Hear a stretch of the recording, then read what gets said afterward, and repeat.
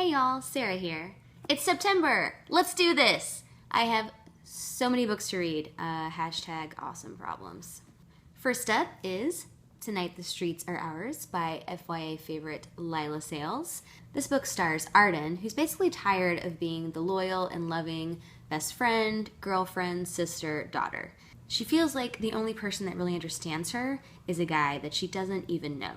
His name is Peter, and he writes a website called Tonight the Streets Are Ours, and he's based in New York City. So of course, Arden decides to drive to New York City to find him. And even though this isn't like a catfish sort of situation, or thank God, not a catch a predator situation, things are definitely not what they seem. I'm actually writing the review for this book right now, so I can tell you that it is great. Leila Sales, well played. Next up is DUMPLIN by Julie Murphy. I have been dying to read this book since I first heard about it. Check out this cover. It's perfect. So this book is about a plus-size girl named Willowdean Dixon who starts to fall for a guy who she considers to be totally out of her league. But surprisingly, he might like her back. And so to kind of make a statement about body image and her own confidence, she decides to enter a beauty pageant. I know I just told you the summary, but really all you need to know is that this book is dedicated to all the fat-bottom girls, and it begins with a quote from Dolly Parton. Enough said. And last but not least, I've got Everything, Everything by NICOLA YOON. This is a book about a girl in a bubble, and I mean like an actual, real, literal bubble. She hasn't left her house in 17 years, and the only people she hangs out with are her mom and her nurse. Sad. But then, to make things even more tragic, a hot boy moves in next door, and she starts to fall in love with him. Hashtag bubble problems. This book seems really charming and whimsical and thoughtful, and there's bonus features. Like this, and this. So happy September, and happy reading, y'all. Hey everyone, this is YOON. So for September, I have some review books by a couple of my faves. So one of my favorite things about fall, in addition to breaking out my long jackets and wearing my boots again, and pumpkin spice latte if you're into that kind of thing, I'm not, is a new book by A.S. King. Her latest is called I Crawl Through It. It's about these 4 teenagers who are dealing with a lot in their lives, and they're trying to cope with their anxieties any way they can. So I've actually read this already, and it is unlike anything that A.S. King has ever written, which is already unlike most of the YA out there, so this is a head trip, y'all. I also have Standoff by Andrew Smith, which is the sequel to Winger. It's a year later, and as you can see, the tables have turned for Ryan Dean. He's no longer the kid that's getting picked on. He's captain of the rugby team, he has a girlfriend. Life is good. But I have a feeling his senior year is going to be anything but uneventful. There are an absolute ton of books coming out this month, and I don't know that I will unfortunately be able to cover them all, but I wanted to talk about 3 today that I'm really excited about, 2 of which are sequels, and also sort of Sherlock Holmes inspired, and then 1 is a new series from an author I really love.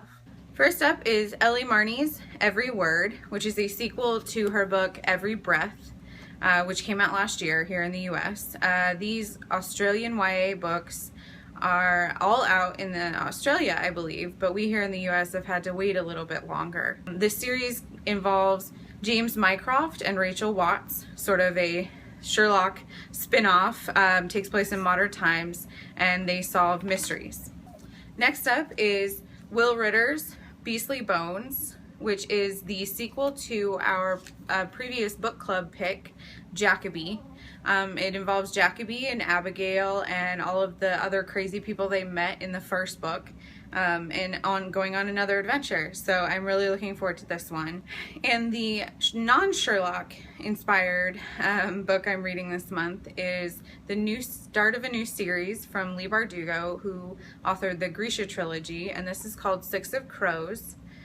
This is the ARC, so I'm not sure if the actual cover will look like this, but the series takes place in the same universe, so we will be dealing with the magic and mystery of the Grishaverse, but with a whole new cast of characters. Love Leigh's writing, and I love the world that she built in the Grisha series. So I'm really looking forward to jumping back in and with new characters. Hey guys, Jenny here, and I've got 2 books to share with you this time around.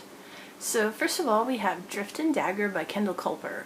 This book is a standalone, but it takes place in the same universe as Salt and Storm. We've got Mal, who's a blank, and that means somebody who's impervious to magic, and everybody is afraid of blanks. So he has to leave the island when his best friend, S.E. Rowe, betrays him to the rest of the people on the island, and then he starts searching the world for rare magical and illegal items so that he can finally have his revenge. I just started it. I'm happy to be back in the world of the Rowe Witches. And next up, I have What We Saw by Aaron Hartzler. I could not put this book down. It's so well written. You're going to recognize a lot of the elements of this story from the nightly news, unfortunately. A high school is thrown into chaos when a girl is filmed having sex when she's blackout drunk with half of the soccer team. She says it's rape. The players and their parents completely disagree. It's really an incredibly nuanced portrayal of rape culture, and it does a really good job of describing what it must be like to do the right thing even when it's really, really hard. Like I said, amazing book. I hope you'll all read it. It's heavy, but it's not too depressing. I think that everybody's going to be okay. You don't have to reach for the tissues. And on that note, happy September.